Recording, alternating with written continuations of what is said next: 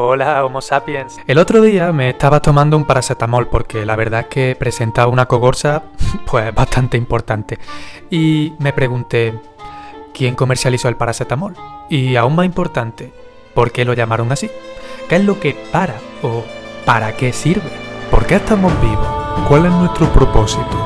¿Cuál es el origen del universo? ¿A dónde vamos? Desde entonces no puedo dormir. Hoy en día todos conocemos a las compañías farmacéuticas.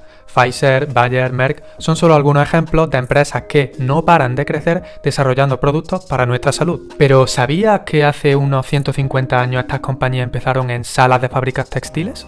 ¿O que ni siquiera se dedicaban a producir fármacos? Hoy haremos un viaje por la historia para descubrir cuál fue el contexto y la situación histórica en la que nacieron las compañías farmacéuticas.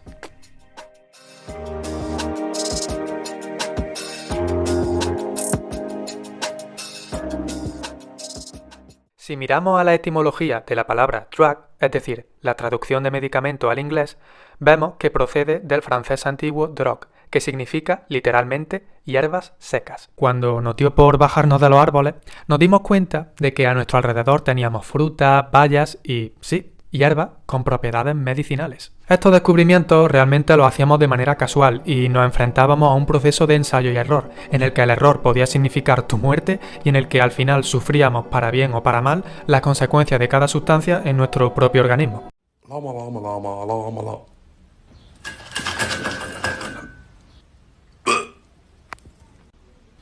Si avanzamos un poco más adelante en la historia, el primer tratado médico que se conoce es el Papiro Ebers, que fue escrito en el antiguo Egipto alrededor del 1500 a.C. y describía cómo preparar recetas o curas a base de hojas, plantas, esencias o incluso excrementos animales.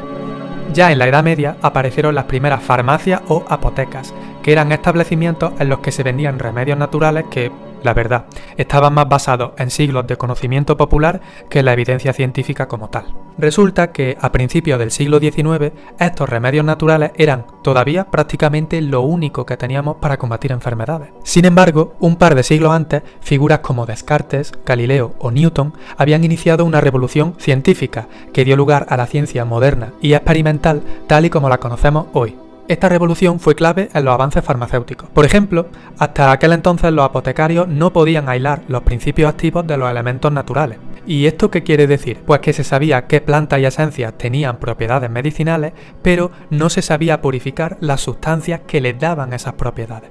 Hasta que, en 1805, el apotecario alemán Friedrich Serturner consiguió aislar la morfina de la adormidera, la planta del opio.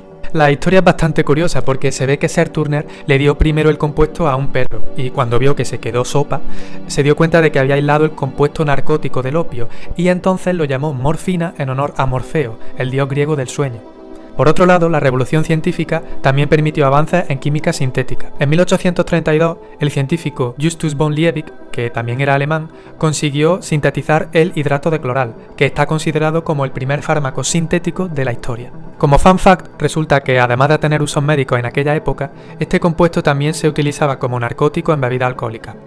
O sea, que era la típica pastillita que te echan en el cubata cuando no miras. Tened cuidado.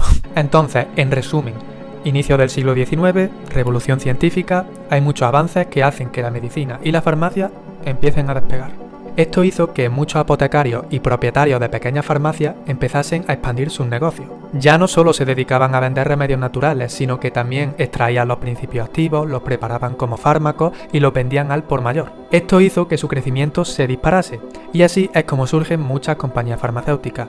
Quizá el ejemplo más claro es el de la corporación Merck. Merck es considerada la compañía farmacéutica más antigua del mundo, y debe su nombre al apellido Merck, que pertenece a una familia de empresarios y banqueros, sí, también alemanes, que se remonta al siglo XV. Fue Friedrich Merck quien podría decirse que fundó la compañía en 1668 en Darmstadt, aunque realmente lo único que hizo fue comprar una apoteca en la ciudad y empezar a trabajar como boticario.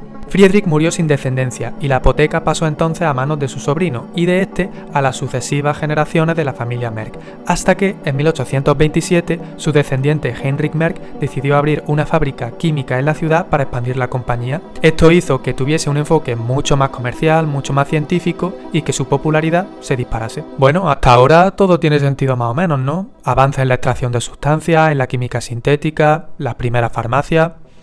Es lo que a cualquiera se le vendría a la mente si piensa en el origen de las compañías farmacéuticas, ¿no? Pues déjame decirte que si muchas de ellas existen hoy en día es gracias, en parte directa o indirectamente, a la industria del carbón. ¿Por qué? El carbón ya se utilizaba desde la antigüedad, pero fue alrededor del siglo XVII cuando se descubrió uno de sus derivados, el alquitrán de hulla.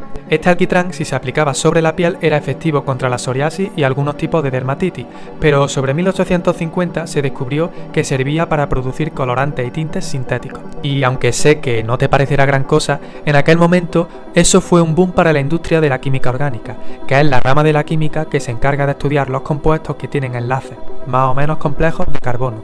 Sí, ese elemento en el que es tan rico el carbón. Los colorantes sintéticos interesaban mucho a los empresarios, porque producirlos era absurdamente más barato que sus contrapartes naturales. Además, en esa época la demanda de pigmentos se disparó, porque la revolución industrial había hecho que el sector textil produjese mucho más y necesitase nuevas coloraciones.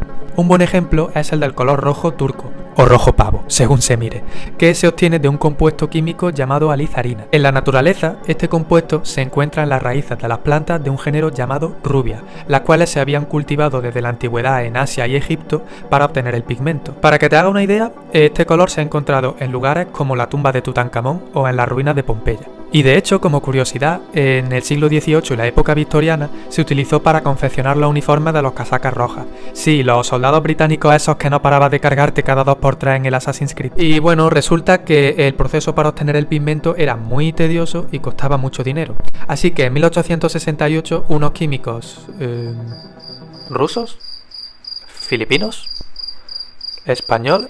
Pues no, tío, alemanes otra vez, joder. Descifraron la estructura de la alizarina y demostraron que el compuesto podía sintetizarse a partir del antraceno, que es un derivado de, adivina, sí, el alquitrán de hulla. ¿Y por qué te cuento entonces todo esto de los colorantes? ¿Qué tiene que ver el carbón o el alquitrán ese con los medicamentos? Pues resulta que algunos de los químicos y fabricantes empezaron a darse cuenta de que los colorantes tenían propiedades antisépticas, o sea, que iban bien contra las infecciones porque al penetrar en las células de los microorganismos no solo los teñían, sino que de paso también se los cargaban. Un ejemplo es el del azul de metileno, que hoy en día sigue usándose en laboratorios de biología celular y microbiología para distinguir entre células vivas y muertas o para identificar microorganismos. A finales del siglo XIX, Paul Ehrlich, bacteriólogo y médico alemán ganador del premio Nobel, lo utilizó para teñir células de Plasmodium en muestras de sangre. Plasmodium es el nombre de un género de parásitos que tienen muchas especies diferentes, algunas de las cuales son responsables de causar la malaria. Al ver las muestras al microscopio, Ehrlich se dio cuenta de que el colorante solo teñía las células de Plasmodium y entonces pensó, oye, ¿por qué no usamos esto como un tratamiento selectivo para la malaria?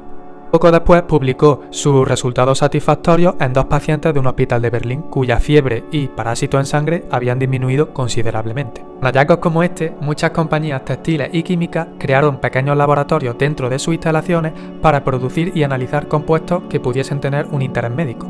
Esto ocurrió en países como Suiza, que hoy en día es famosa por tener un centro farmacéutico y biotecnológico de los mejores del mundo, con empresas como Hoffmann La Roche o Novartis. Pero sin lugar a dudas, como habrás podido deducir por la nacionalidad de todos y cada uno de los científicos que he mencionado en el vídeo, Alemania se llevaba el premio gordo. La compañía Bayer, por ejemplo, fue fundada en 1863 en Alemania por el comerciante de tintes Friedrich Bayer y el productor de colorantes Johann Westcott. Al principio empezó como una compañía de síntesis de colorantes, pero poco a poco los fármacos fueron ganando terreno. Tanto es así que en 1897 un químico de la compañía llamado Felix Hoffmann sintetizó el ácido acetil salicílico, que quizá te suene más por su nombre comercial, la aspirina. Pfizer, por su parte, fue fundada en 1849 en Brooklyn, Nueva York, por estadounidenses, ¿verdad? Di que fue por estadounidenses. 2 inmigrantes alemanes que eran primos.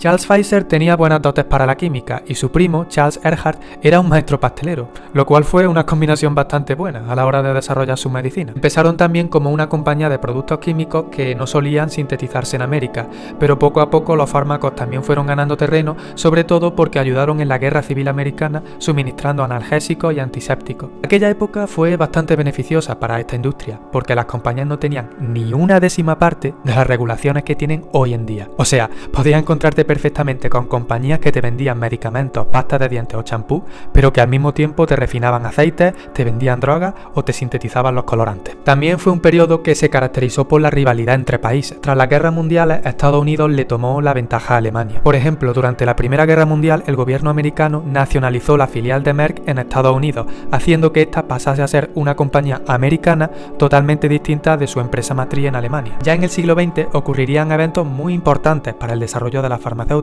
como el descubrimiento de la penicilina por Alexander Fleming, la aparición de sistemas públicos de salud, el avance científico y técnico de los Estados Unidos o la regulación en la producción y comercialización de los medicamentos. También, claro está, surgió la crítica social a la farmacéutica, que empezaron a amasar grandes fortunas y a convertirse en imperios a costa de vender medicamentos a precios elevados. En 1950, George Merck, descendiente de la familia alemana y ahora presidente de la compañía americana, fue portada de la revista Times y dijo las siguientes palabras: "No podemos olvidar que la medicina es para las personas, no es para la ganancia. No se debe de perder de vista esta premisa". ¿Y tú? ¿Qué opinas? ¿Crees que hoy en día las farmacéuticas ponen en práctica estas palabras? Házmelo saber en comentarios. También te agradecería muchísimo un like y una suscripción por el gran trabajo de investigación que ha supuesto este vídeo. Espero que te haya gustado y nos vemos pronto.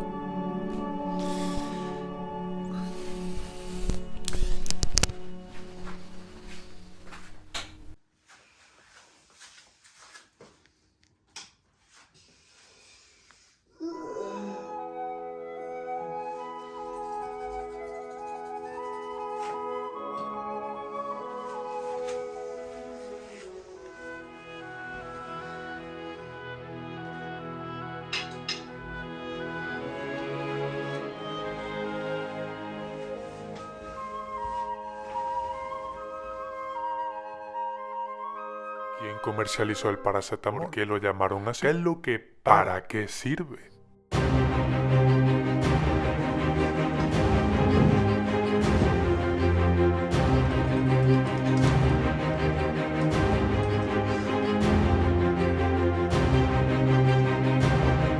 Ah, química orgánica.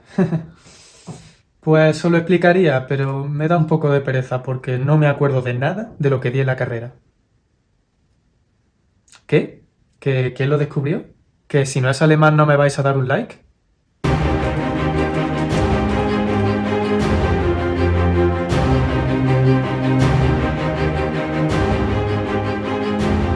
¡No!